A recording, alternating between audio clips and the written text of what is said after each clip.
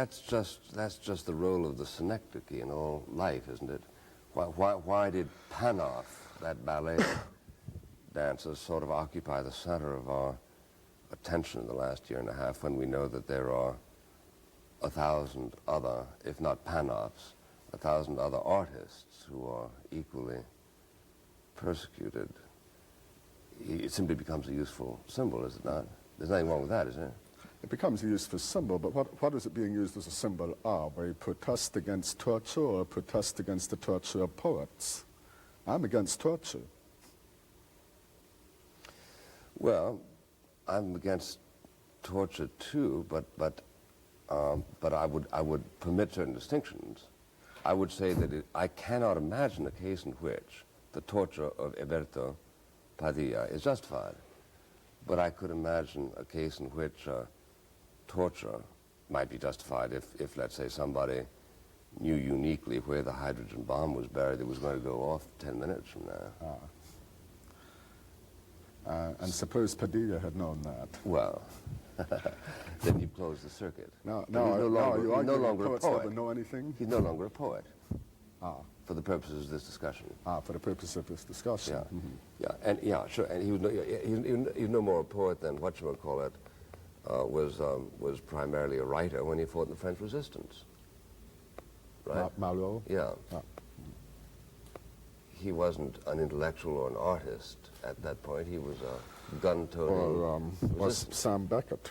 Or Sam Beckett. Who was in the resistance to the extent that the Gestapo came within 15 minutes of getting him. Now that raises an interesting example of political transformation. Beckett involved in the resistance, and a member of a cell, one of whose agents broke under torture. That was how the Gestapo suddenly was able to close in. And years later, Beckett writes a play in which two men appear in a devastated landscape, and they are looking for another man. They know him only by an improbable name, and he doesn't show up. This must have happened 1,000,000 times. And then, what do we do? Do we stay around here? Maybe it was a mistake. Maybe he'll come tomorrow.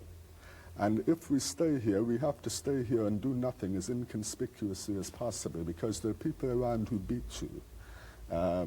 Did somebody beat you last night? Yes. The same lad or a different one? Same one. What were you doing? Nothing. But it's the way you do it, the way you do it. I mean, that's a joke, but in the resistance it was not a joke.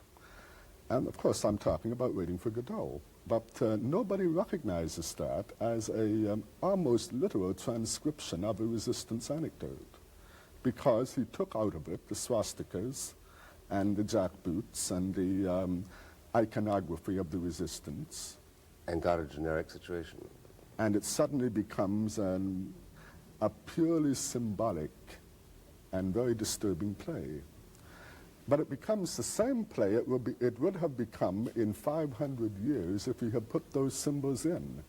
Because in 500 years, nobody would remember what swastikas meant. And if you just take them out right away, you have done to your play now what time will do to it. Sort of instant aging. And the application of this... And everybody claims that Beckett has no involvement with the real world. I think it's a fascinating example of almost literal transcription of the real world. Your point is that his knowledge of the real world permits him to ignore that which is particular. He has a play in which three characters are being interrogated by a spotlight. And I think it was the reviewer for Time or Newsweek or one of them who complained that this was so utterly esoteric no one could make anything of it. Well, what happens? It goes back to the Gestapo, where the technique was to put you on a stool and turn a light on you.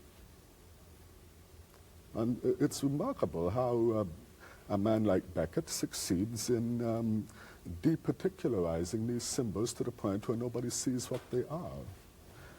But at another level, you do see what they are. You see that they are horrible and disturbing, and that disturbance is completely detached from a set of political responses.